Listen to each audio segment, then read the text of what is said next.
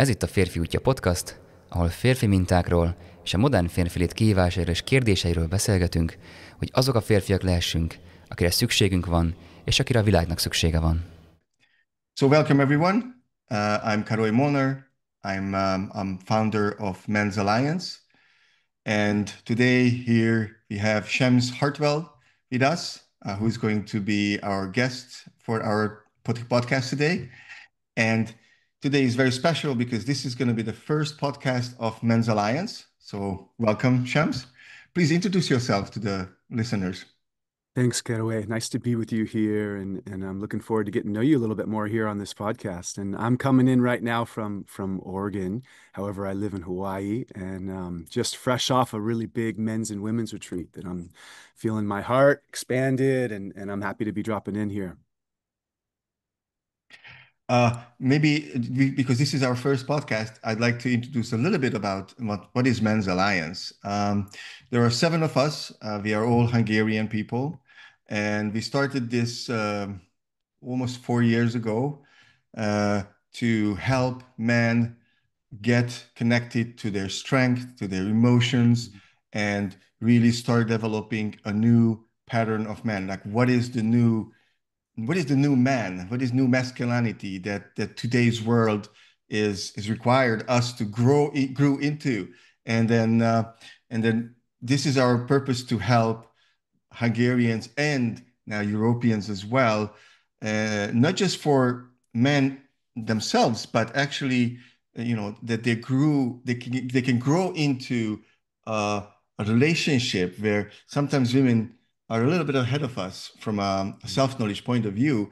And now we want to catch up, and we want to help the relationships of men and women to kind of step up one level.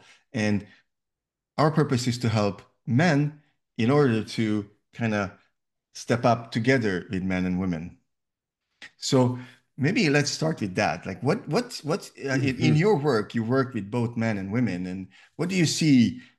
What is required for what is the requirement for this new man today? Yeah, and I think we're on the same page. This is the work I've been involved in for a good 20 years of my own journey of learning men's work, and then the last 10 years facilitating men's work and women's work together. And as you said, there in some ways women are more ahead of men. There are ways that women are, connect deeper, know how to circle up, where men tend to isolate themselves sometimes, and we tend to be a little bit of a lone wolf, at least in the structure of a lot of masculine, because we have a big spectrum. But a lot of men, it's a lot of our work, if we put it simply, is to get out of our heads and back into our heart and back into our gut, back into our primal wisdom, back into this deep intelligence that's connected to the land, it's connected to the earth, it's connected to the cycles of life. And then it's more available to connect deeply with others, whether that's men and having high quality relationships, whether that's a beloved, a partner, a woman, to be able to be highly sensitive to, but at the same time strong and present and grounded to handle the storms of women, right? Because women feel deeply, they feel in a huge way. And a lot of men, when women feel really deeply, they don't want to feel their feelings. So they shut off or close down, or they have walls that go up, or they just get overwhelmed. And so the first emotion might be frustration or anger or avoidance. And so as men, I think we're on this front line of growth. We're on this front line. And what excites me talking to you right now is knowing that this movement is happening so big. It's happening in Europe, it's happening in Africa, it's happening in the US, it's expanding. And what I light up about is I do feel like there's a collective rising of men to go, I don't want to live in this old way anymore, where like in some ways everything's a threat, or I'm never good enough. And I always feel like I'm never good enough. I'm not good enough for my woman. I'm not good enough for the world to make enough money.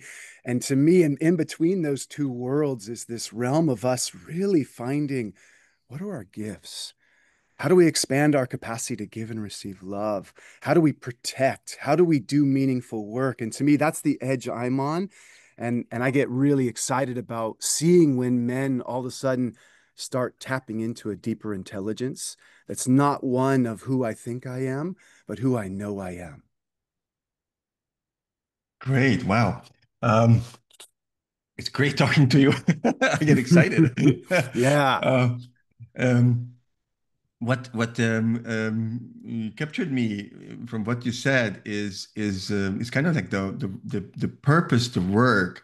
One of the things that I do remember, I come from IT, 20 years Mhm. ago, and I do remember that even then, when I worked in IT, I knew that this is not something that I'm doing because this is, what opens up my heart and all of that stuff. Although I liked what I did and I was good at it, Mhm. and it provided to my family and all that stuff. But it was not something that lit me up in the morning and said, yeah, okay, let's go and just do this stuff. And it took me, oh, I don't know, like 10 years to very slowly transition into first into um, more like working with businesses and that kind of stuff, and developing the organizations and these kind of things. And then slowly I said, okay, but this is still not it. It was very close Mhm. to where my heart was, but then it still was okay. But if I stop doing this and I start working with simply with just individuals, I'm just cutting my paycheck half. And Mhm. it was a very difficult decision from a financial point of view. From a heart point of view, it was just no brainer. I knew I had to do it. It was a 3 years, 3 or 4 years later, I realized that I'm making more than I ever made in business development. But back then, it didn't look like that. So there's a lot of things where finances, our mind, we this is how do we see the world, that this is, the way it is, and following our heart or our guts and go toward our purpose is sometimes so freaking difficult. Like I see men struggle because they cannot imagine how it is even possible. And I see also people then, and I also experience this for myself, is when you get to a point where you get up in the morning and you can't wait to start doing and Mhm. serving and because this is none of it, but none of that you do is burden. It's just you're just doing it because it lights you up. Then it's a completely different life. And sometimes this bridge, that you need it's too big. Like how do you like what do you see? How do people cross that Mhm. bridge? Yeah, well, not everyone's as fortunate as you, where you actually had something you could make that transition into that is more heart work for you and to make more money. So I see this a lot with men, and some men have three kids and they can't let go of that salary that's involved in a corporate job. And so, to me, I think of there's steps of evolution inside of us. So the first one is how do I actually make peace with that work and have passion outside of it so that when I get up in the morning, Yeah. I do something for 30 minutes before my kids get up that lights my fire, that connects me deeper? How do I make sure on the weekends I do something that's so profoundly meaningful and deep that I can return to work and be in an environment that isn't my highest path? And the next evolution is how do I contribute to that work environment from more of a conscious, present, deep man so that I'm confronting unconscious leadership? I'm confronting what doesn't work. I'm contributing to a workspace that isn't what I really like, but because of that, I feel on purpose in my workspace. So maybe I do IT work, but within that, my conversations with the men and women I work with, the level of depth of that, where I take it, where I take the lead to bring something into that environment that's more meaningful is the next step. And then the next step may be going, wait a minute, do I have a bigger purpose? Am I cultivating something inside of me that could grow into another level of work? Because if everybody is like you and I want to do coaching work and I want to hold space and lead retreats, then everybody leaves IT, then we leave all these people in there. And it's not, I think it's a balance because some folks are naturally what we call skillful or genius at, let's just say, Mhm. IT work or running a startup company or being involved in a big company like Google where they make good money and they're involved in something that may have some big shadow in the business, but they can be a light within that shadow. So I think that's an important thing to presence to people because I think an Instagram and a lot of social media kind of glorifies stepping out of the corporate world and doing your own thing. But what you don't realize is how much responsibility all of a sudden it can be to like bring enough money in to, and that you don't get to put down sometimes your attention when you run a business and you're responsible for everything about that. if you're a coach, let's just say, or if you do some deeper work as a photographer or whatever, you got to be the one that resources that business. You've got to plan your retirement. So in some ways, there are some mixed blessings in that, what we call freedom of being an entrepreneur or being your own artist. And so I like to also put some water on that fire sometimes and have people go, let's not fantasize too much about that reality unless you're following something that is such a deep, true call and not just a wish I wasn't doing this other thing. That reminds me of one thing that when I work with men like that who actually really want to go toward their deep desire towards something, then I always see two things. One of them is this desire, like there's a calling, and sometimes if that's the only thing that is there, I don't always see that they go toward it. I always look for the other side, which is the pain on Mm, the let's say that yes, I can contribute. I work in a corporate environment. I bring in my presence. I bring in my creativity. I mm, bring in all about that stuff. But if it's not connected to that purpose, then there is going to be the pain of this mm, is actually shutting down my heart. And if that pain is not there, just the calling, many times I don't see people moving. But when I would say it's when it's ripe, mm, when there's the calling and then the pain of not shutting down this thing. When I go into the corporate, or it doesn't have to be corporate, I might be doing something for my own self, but it's not me. I'm just mm, doing it for the paycheck, and it can be whatever. I can be a sole proprietor, yet still I'm doing something that is not me. That can be also shutting down the heart. And when that pain is there, I think that's the kind of like the fuel that actually going to propel those people toward that purpose and then help them to make the transition. When there's these two kind of are not just one of them is there when they have pain but they don't know where to go. There's that fuel is there, and it's pushing this way, this way, this way. Where do I want to go? If I have the goal but I don't have the fuel, I cannot get there either. So when both of these are there, I think that's when the people are actually really ready to make that transition. And then like the bridge behind me, like to really go through that toward the bridge and go toward the other side. And then on that other side, they will find a life. They mm. will find out whether they like it or not. It's a different question, because that's life is going to have its own challenges and Mm, own, whatever beauty and challenges all together. But it's going to be much more authentic. And I think this is one thing for myself and Men's Alliance also. One of the things that is super important for us is that what we do is authentic. It's mm, it's such a it's not just heart. It's like your being mm, is how would I put it?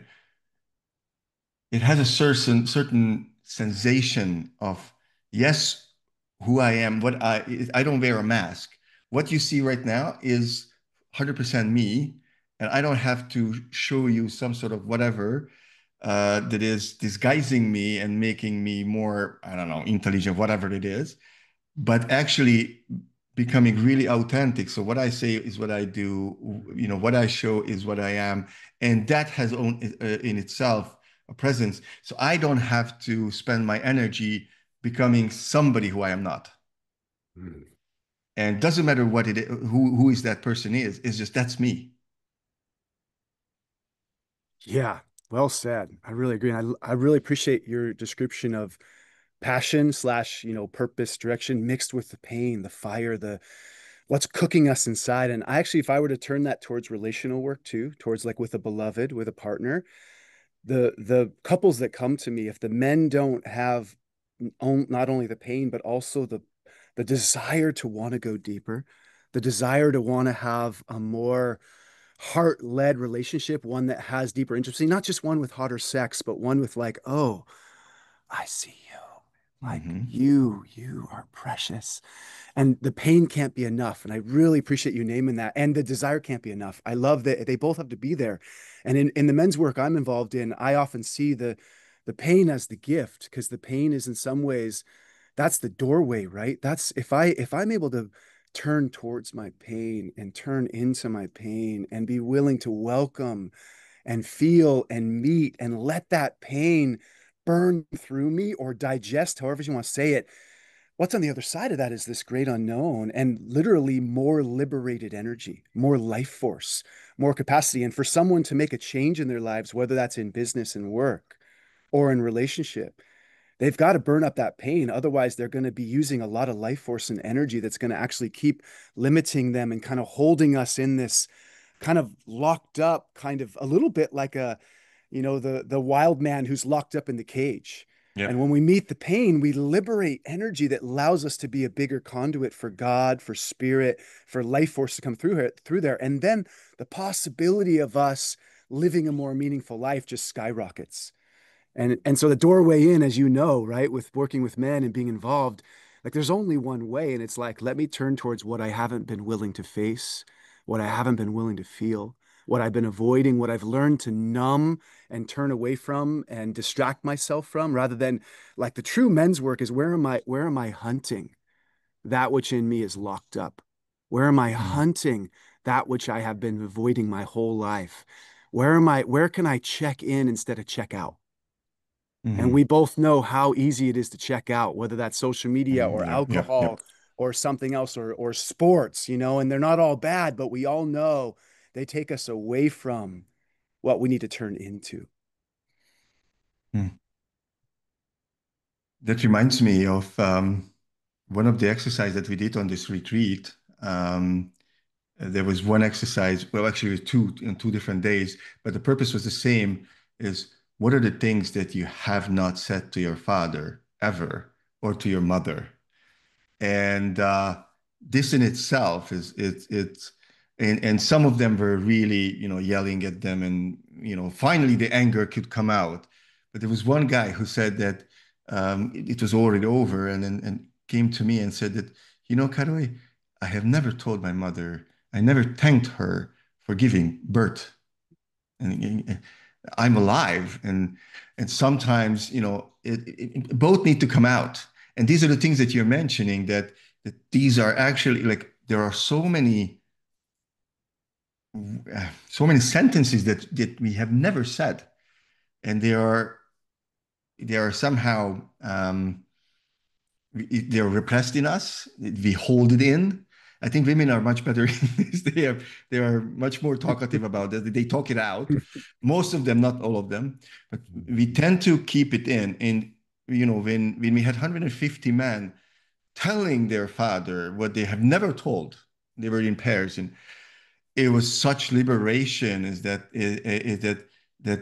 this was the moment when they actually connected to something, instead of using, as you said, the pretty much the world right now is set up for delusion, like to check Mm, out pretty much anything. We can check out in anything. But this is a moment when you are not using checking out, but actually you're checking in with yourself, connecting is, what are the things that I have not told to my parent? And to be honest, whatever you haven't told to your mother, this is the same thing that you haven't told to your partner if you're a man. Uh, and they are very much aligned. And when people said those things to their mothers and fathers, and after that, once that anger or frustration or whatever could come out, then we had them. Okay, so now sit down at front of them, look up to them, mm, and express your appreciation, your gratitude, whatever you can say. And some of them said that after they expressed that difficulty, whatever it was, then they finally could connect. Like, they could get that connection that they always wanted to have, but that anger actually separated them to experience that. Even though there was a man, not a woman, in front of them, mhm. still they could connect to their mother there. And after, even after that, they could actually with their body lean into that other man and go there and kind of like sit in your mother's lap or whatever is the position that you wanted to take, and they could get into intimacy, Mm-hmm. kind of like a mother-child intimacy with that other man.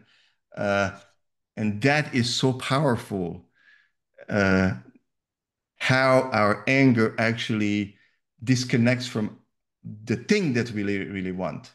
And once that can come out and we can really check in what is in our heart, because that anger went out, then we can actually connect to that bit which we always wanted. Mm-hmm. Beautiful, brother. Yeah, and here's the highlight of how profound group work is and why, any men listening to this, why you can't do some of our work on our own, like a therapist or something. Yeah. There is, when you do group work, there's a catalytic energy. And this is one of those exercises where you have this opportunity to let that little boy inside who's been kind of deep down in, who's probably been stealing the show. Like I think of it as the uninitiated man. He Yeah. doesn't realize how often his little boy inside hijacks the conversation with his partner or his boss, and he's in his head reacting to life, reacting to everything. And that's the boy on some level with a bunch of locked up, undigested, incomplete energy, whether that's with parents or with teachers or with schoolyard or with what's happened, or the teenage self. And so this work of creating the environment to actually bring consciousness to that, like to that young boy that maybe hasn't expressed love or has, like you said, huge rage or a big hole in his heart where dad wasn't or mom left or there was a loss.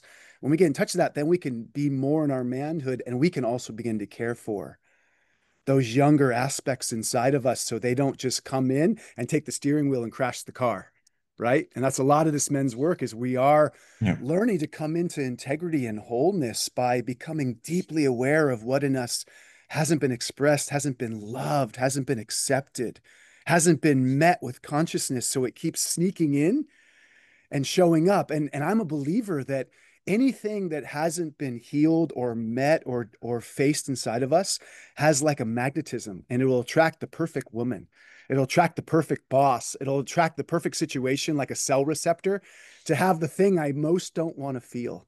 I most don't want to be with. I most perfectly. And what do men usually do?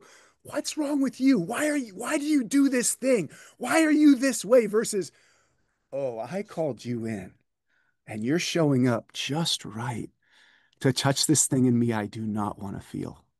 I do not ever want to feel again because I felt so many times with my father, with my mother, or as a child that I suffered in alone in my room for nights and hours, who knows what, right?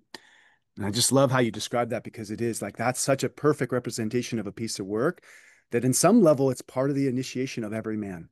If he hasn't made peace in that way and got in touch with that energy in some way and made peace till he returns to like, I love and appreciate you, mom or dad, for giving me life.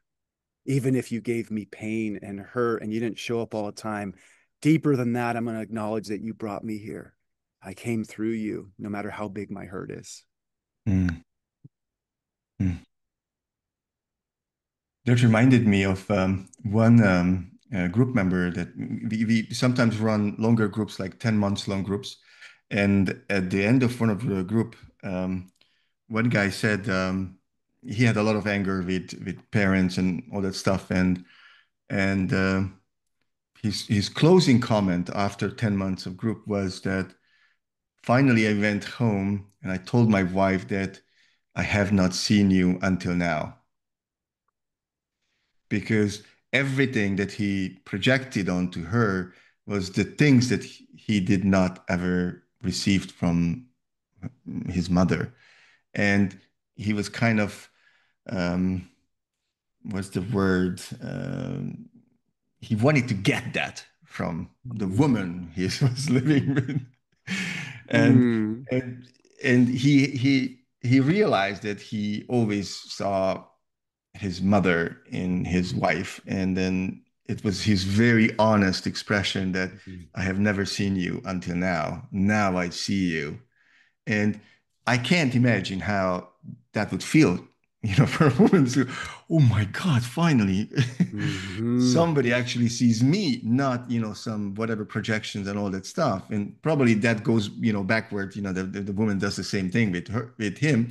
But at the same time, that's such liberation in relationship. Once Hmm. a man kind of grows up and realizes that taking care of my own needs and not projecting that onto the woman who I live with, then that woman is freed.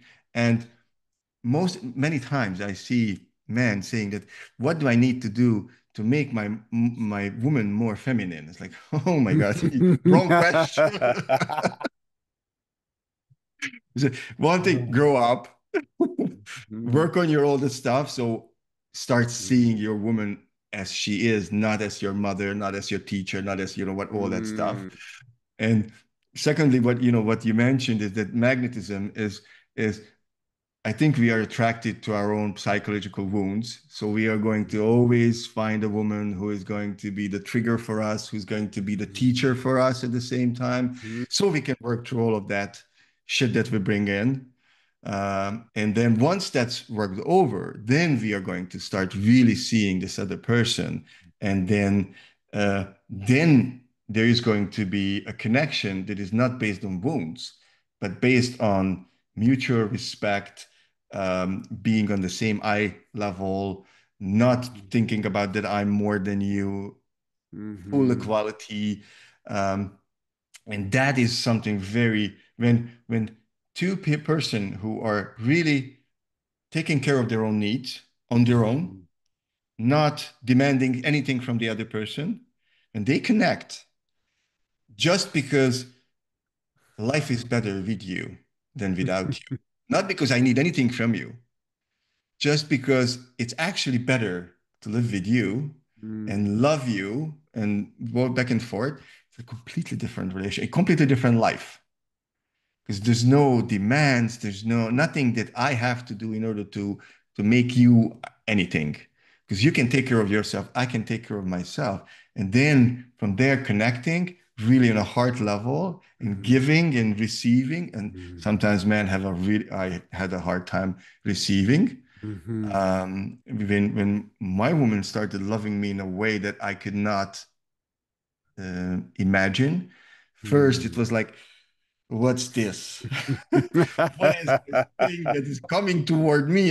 And all sorts of, things turned on. It's like, is she manipulating me or no, she's loving me. Oh, fuck, man.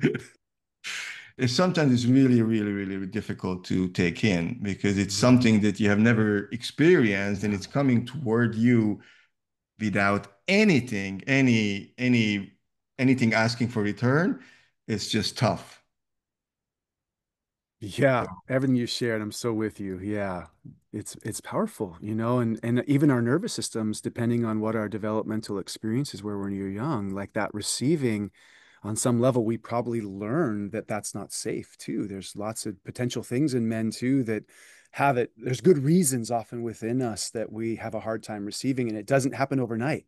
It doesn't happen through one healing. It often happens through like almost like going to the gym and having the practice of how do I really learn to let a man in and not think he's gay? How do I let a woman in? How do I let people in and reorganize inside myself that it's okay? And I really appreciate also you highlighting that piece of how often a man or a woman is in a relationship that's ultimately codependent because we're outsourcing our needs over there, which you said so beautifully. Like we're on some level, we're still a young one entering relationship more from the child or teenager rather than the man or the woman. And often that's the upgrade or the upgrade of our operating system, because that's how I think of relational work, is that we're upgrading our operating system Mm. just like we do in our computers, and that upgrade of our operating system isn't a mental thing. It has aspects of understanding, but it's actually a full, like whole being, biological and energetic, growing into having a more fully functioning nervous system, literally. And it takes the environments we're in, it takes cultivation, it takes time, just like learning an instrument. Even if you memorize all these scales, you understand it takes time for your body to dexterity to understand and feel and know notes. And so similarly for us, unfortunately, it's a slower journey than most of us want. Even you and I on the path, I'm sure you have habits and behaviors and stuff in the shadow realms that you would say, I've been working on this for a few years and I wish it wouldn't just sneak in and hijack me again. However, it does. And part of good men's work is befriending, like, yeah, I still have a little shadow in here where I can still feel like a boy with my woman. And I've got to catch that and go, hey, I'm tending to you, not her. I got you. I got you, not her. Or my men's circle, I'm going to do that work there rather than coming home to my wife and complaining about my work and my stresses and hoping that her loving attention is going to soothe me, rather than actually having a place outside of me and within me where I'm meeting that place in me that just wants to complain about my boss and the politics and the wars in the world and all those things that I could pollute my relationship with.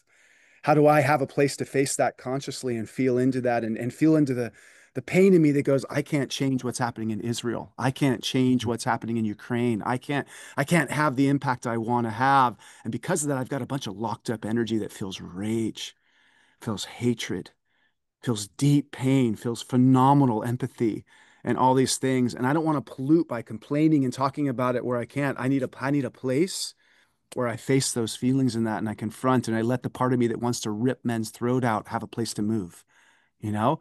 And if I'm in touch with that energy, then I go home to my wife and she can feel my heart and my depth and my protector and the man I am. Doesn't mean I don't get vulnerable and have my woman hold me and feel my tears and my grief and sadness, but it means I don't rely on that there, right? And I feel like that's what we're touching on here of this deep work for men that we're growing into. We're all doing it together. We're all on this path, and some of us might be a few steps ahead because we've been on that path a little longer. And that's the blessing we get to maybe help guide that and support that and facilitate for men to all do that together. Hmm. Hmm. One of our group members said that every time after he goes home after a 2 or 3 day retreat, for 3 or 4 days, his relationship to his wife is completely different, like what you described. And after 4 or 5 days, it kind of sinks back where it's supposed to, not supposed, what he kind of usually does. And then Mhm. his goal for the second year of this retreat, the group was to not having just, to have 4 or 5 days. No, go home and keep it.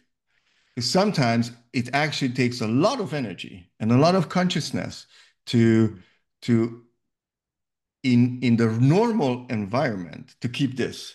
Sometimes you go to a men's group, you connect to yourself, you connect to this rage, you work all of that things through, and you feel really grounded and connected, and then you go out into the world where there's all sorts of stuff that pulls you 100 different directions, Mhm. plus your woman. Mhm. And then after 4 or 5 days, you kind of lose it again. And then, like, how do you, and I think this is what this is Mhm. what you mentioned is like the gym kind of thing. Is you have to go to the gym, you build Mhm. these muscles, build the muscles that nobody told you that you need. And once you build those, I think that's how you can Mhm. actually kind of make it longer, not 4 or 5 days, but a week, 2 weeks, whatever. Mhm. Or if something happens in the world, you kind of, you fall down, and then how do you get up from there, and how do you maintain it? So, what's your thinking Mhm. of how do people Mhm. maintain that? Like, there's a whole bunch of things happening in the world for all the stuff Mhm. that you mentioned. Like, how do you keep connected to your heart as a man? Mm. Mm. Every Yeah. day, every minute, how do you do that? Like personally, and what do you teach? Hmm. Yeah, this is true. In some ways we are. We're in a war zone all the time. We don't really know it. Like we're up against media, we're up against collective unconscious, you Mm, know? So what I do with myself, and this language might be hard, Barry, was I consider it resourcing. mhm. Resourcing. Like so we think of resources, right? As fuel, as Yeah. as fresh air, as trees, as these things too. And resourcing, like, what do I do to resource myself? So I have all kinds of practices I use, that using qigong, using breath work, using meditation, using attunement to the land and the earth. Like, this is the thing, a lot of our insanity as humanity, because humanity is insane, like totally insane. We're destroying ourselves. We're creating an alien life on the planet, and we don't even realize it. Like we spend so much time creating things that have us disconnected and not in tunement with Mm. the planet. And whether you live in a city or you get to live by a beautiful lake, like you mentioned earlier, like, we have to resource ourselves to be beings plugged into the planet, plugged into spirit, to God, to our ancestors, to life, and to be letting life run through us at a bigger level. Like, a lot of men think that, like, I've got to be the source of all those things. No, I've got to be a conduit for life to move through me, for an intelligence. And, like, some people could call it a higher self, a deeper intelligence. And I think a lot of what men's work is helping us burn through all the static, all the layers, all the stuff, so we can get more in touch with the deep truth of who we are. And that's not a personal truth. It's not an ego truth. It's not like I'm a powerful man. It's that I'm connecting to a power that moves through me. And when I'm a real man, I want that power to move through me in a way that it moves through you too. And I want to move through my wife. I want to move through my children. I want to move through my dear friends. And the old paradigm of men is that we want to be in power over. I want to be special. I want to be this empowered man who's a facilitator and a leader, and I'm going to get off on that. And I'm not saying that there aren't healthy aspects of that, but the truth is, like, real facilitators, really empowered men, they want to keep lighting other candles. They want to shine that sun in a way that, like, I want you to shine brighter, brother. And when I go to a retreat, I want to light up as many men as possible so that they show up in the world and they join my army. So, like, if we Mm. bring in the archetypes as men, we all have to have a warrior in us that notices when something's going on, that I've got to shield and connect with myself and return to my heart and protect. I got to protect my sovereignty, my energy system. I've got to make sure I eat well. I've got to make sure I plug my body in. I've got to have a magician that goes, oh, something went off with my beloved. Something's off in the energetic field here. I'm in a city and there's a bunch of dense energies. How do I be the sage or the magician and transmute my energy to not see this as happening to me, but happening for me, in that way? And then I've got to have the lover that, like, goes, Mm. okay, what can I love about this person over here that I don't like right now? What can I see beyond in this police officer or this, like, Mr. Trump or whatever? How can I penetrate and go, this being has a heart too, even though none of us are feeling it. And it doesn't feel like he's operating it from it on any level in the world. But as a man, I'm going to hold that one day that heart's going to wake the F up, and he's going to actually have to reconcile with some of the behaviors and ego and all that. Maybe he will, maybe he won't. But, like, I'm going to see that in my enemies. And lastly, when all three of those are operating and I'm meeting the world, then the king starts to rise and he starts to operate like, how do I see through the world? The, like, that actually, it's not just my family, it's my brothers, my community, the people I live, it's the children in my communities. How do I be sure on some level I'm contributing on a bigger level? And it doesn't mean I need to change the world, but I've got to contribute to the kingdom on some level. And I'm not a king until I care about more than just myself and my family and my community and my country and the whole world on some level. Even if my actions aren't every day affecting that, on some level, I'm thinking and feeling that way. Then my heart gets bigger. And then I'm operating on real responsibility on a certain level that, Mm. like I've got a mission on the planet. No matter what work I do in the world, I've got a mission that we're here to uplift humanity and to, as men, live in a way that's really true and big and real. And it's a high order. Doesn't mean we'll even get there in this lifetime. That's the other thing about men's work. Most of us will never get to our full maturity. That's Mm. part of the journey, right? And that part of the journey is, how do I also grieve that I may never get to have the impact I really want to have. I may not get to see the future I want to see, especially you and I, right? With where we're going on a planetary level, we will probably not see the future that we want, but we still have to take action towards it. Mm. I'm just really sitting with what you shared and really. Mm.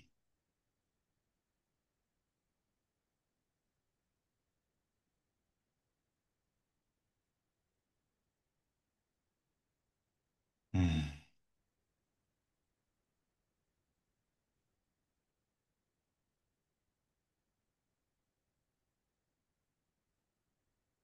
what you shared just reminded me why we actually chose the name Men's Alliance, because this was one of our mission that we want men to really be brothers, see each other, and and work on lighting up each other.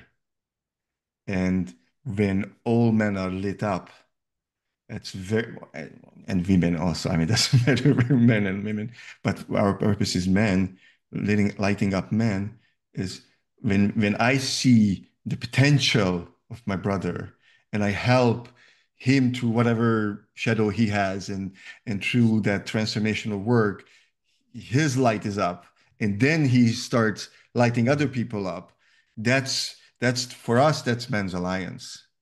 When we are in alliance for helping each other, showing each other, like mirroring back the shadows, and at the same time helping with resources and with resourcefulness to transform that, and then every one of us kind of finds their own place in the right time in the right place, then we multiply. So that's kind of like our vision to even the seven of us, we are doing this in a circle and creating smaller circle where they do people do this, and then larger circle, even larger circle, and larger circles. So men connect, and then once men connect to this, then they can connect to their children, they can connect to their women. Those people will be lit up, and then and eventually those communities where we reach, then those people will also lit up and have a better life and a more meaningful life and a more peaceful life so I think that this is the key in some way that one of the things that we were thinking about is that man, the alliance of man used to be war, and we want to heal that. We're not just in alliance when there's an enemy that we need to go against. No, we want an alliance for a better world. And I really enjoy talking to you about this because, in a sense, we are in a little, we're in a very little country, and I really enjoy connecting with you very far from us overseas, having the same visions, having the same ideas, having the same thoughts, and knowing that it's not just us, but there's brothers and sisters all over the globe who also want this connection, this alliance, not competition. Well, a little competition here and there can Healthy, help. healthy Yeah, healthy competition. in a healthy way, but not overpowering and under. No, it's seeing that okay, you have the potential, and I want to connect with you, and I want to I want to find the right place for you in our domain or whatever it is, and then in an alliance help each other out and work and build, and so in a sense it's like our maybe our entire society a little bit war focused. It's like, okay, what do I do when it's war and then I have to shrink and then survive? And we are moving toward like what do I do when there's no war? There's nothing to be afraid of. The only, the only thing that I can be afraid of is, oh my God, I am so great if I do this. Oh my God, other people are going to be what is the word? Jealous of it. And how do I work with that? So sometimes we are not going where we can go because we are afraid of what other people are going to think of me and they will want to push us down. But in alliance, it doesn't happen. I'm happy if you are achieving, if you are connecting, if you are whatever you're growing, that is actually good for me if you are growing, because through you I'm going to grow as well with you. And so how do we create that? And what we found is very little steps, Mm-hmm. retreats, lighting up candles in people, and then they're going home and they say, "Oh my God, this was whatever experience." And then they grow, and then they come back, and then they grow, and they go somewhere else. Mm-hmm. And then through this little work, it's like really a ground up work, not from a politician, all politics, all of that Mm-hmm. stuff. No, up from the roots. Um, I have a t-shirt, but there's lots of roots. Love it. And help these men to become who they really want to become. And then from there, the whole community, this alliance starts to grow. And then maybe it is going to first is personal level, then later on it can be business. And then on the business level, it can be, okay, I want to deal with him because I know that he's my alliance or whatever. And then through that, like the consciousness starts to develop with this. So I think this is where our vision and you really, really tuned into with everything what you said. That's why I wanted to emphasize this, that this is our vision, that it's kind of like a network of people in alliance, not because of war, but because of the better world. Yes, brother. I love it. My system lights up. It's such a beautiful vision, and I commend you and honor and much respect that you're doing this. Good. I'm involved with an organization called Sacred Sons that's been Yep. alive for nearly 10 years. And similarly, there's an alliance. It's not the same, but like we've got a pool of brothers, like 7 of us men just led, groups of 30 men, through Mhm. this weekend. And the alliance has gotten strong enough to welcome women in. That's the Ah, cool thing. So, like, we've got to a certain maturity as an organization where we took that leap of faith to have the men sharpened each other enough, like, which I really hear when I hear, yeah, it's like we say, like, iron sharpens iron, man sharpens man, and that's what you're doing. You're sharpening each other, right? And I will want to add one more piece. If we go real far back in men, what the Alliance of Men did was they built homes together for the community. They yep. dug wells together. They repaired what was needed. And so maybe when the wars aren't here, the men are also, they're actually recovering. They're creating, the men are contributing to, like, how do we build the school for all the children? How do we build the church, right? That's mostly men building the church, right? Whatever it is on that realm. And so you're right, the war seems like that's the main engine, but men have always, when things are good, men work together to create what's not possible without men. Like all the beautiful buildings in Europe, like it's loaded with these phenomenal buildings and cathedrals. That was a sign not only of men, but mostly men coming together to build these architectural wonders that are so phenomenal, that are still standing, hundreds and hundreds of years later. What a great example of healthy men on some level, of that energy of us building together. And so this is an exciting time because I feel like this is what you and I are involved in, is that there is a rising quality, like the sun that keeps rising behind you, our whole call. There's a rising of men going, okay, we're going to fill a need that the planet is asking for, which is men bringing us back home to truth, to spirit, to living a life that's real, not this false mental life that's an insanity, of building a world that's away from the planet versus rebuilding a world that's unified with life,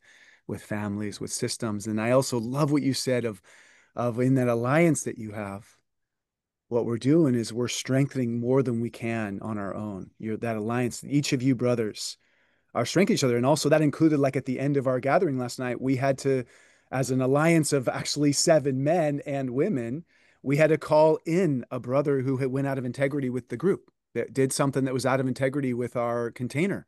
Like he breached one of the contracts of not running sexual energy with women, which was an agreement we had that was very strong.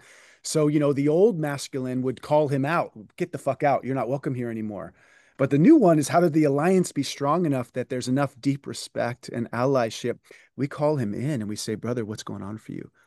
What was that in you that went out of integrity? And we're not here to shame you. We're not here to increase shame, because that's what a lot of us men live with. We're really good at shaming ourselves and each other. If we don't shame each other, what do? We invite people to go deeper into what's below shame. Mm. And And then what's below that? Why would you operate and go unconscious and all of a sudden run sexual energy? What hijacked you to take you away from the powerful agreement we made together that creates a safe space?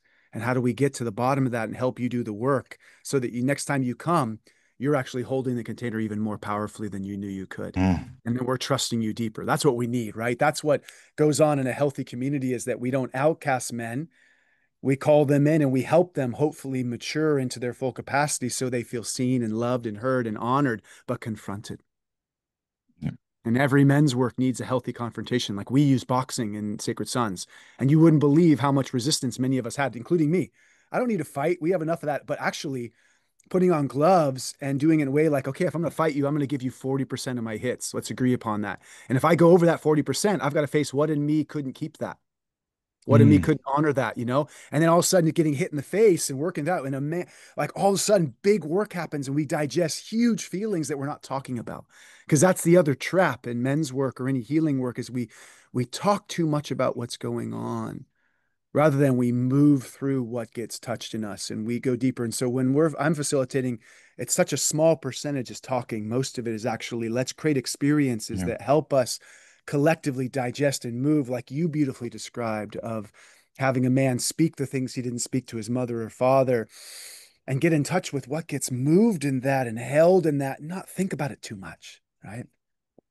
So this is an exciting Mm. time, brother. I'm really honored to meet you and to know what you're doing in your work, and potentially to be able to actually meet you in the flesh and look you eye to eye and heart to heart. I think this is a perfect timing to say that you are coming to actually in Hungary, like, to Hungary, Yeah. and you're going to do a 2 day, 3 day retreat. I think it's a Friday evening through Sunday, so a 2.5 day That retreat. days. Okay. Okay. So it's going to be in November, It's going to be in October. I think it starts on October. October 16th. I think it starts. And it's going to be, I have a dear brother, Victor, who lives in Budapest, who lives part-time there and part-time in Bali, who I've been working with for years. And he's given me a real big, warm invitation of, why don't you come and share some of your gifts? And the intention for the men will be not only doing a deep men's work, but also talking about men's facilitation, because it sounds like in Budapest, there are a lot of men who've been doing men's work and that there's actually a strong realm. And so we wanted to have this aspect of also talking about increasing leadership skills, increasing some facilitation skills, because maybe I can bring some skills that will enhance the men's work that's happening there and bring some new flavors along with the deep work you guys are already doing. So that's the intention of, let's have an experience, but let's also, along that experience, maybe I could bring in some facilitation skills that some men are go like, wow, this is great. This is going to strengthen my men's circle or the work I'm already doing. That's the intention of it. Great, great. Well, we are really welcome you in Hungary. It's- all new information, all new skills, everything is really great, and so I'm really appreciating that you're coming and you're going to be present in Hungary. So maybe this is a note in this note we can actually close this podcast. I really Sounds good. enjoyed having you in our Men's Alliance podcast, and I really wish you a really great work and really great life. I really hope to actually meet you in person in a couple of weeks. So Yes. Me too. Thanks for having me on, inviting me in here. And it's an honor to meet you. And I really am just really excited to feel the work you're doing, brother. Thank you. And honor to the other brothers you're working with. And it's been really wonderful to just drop in with you and share this presence together. thank you, Shams. I really appreciate Yeah. it. Mm.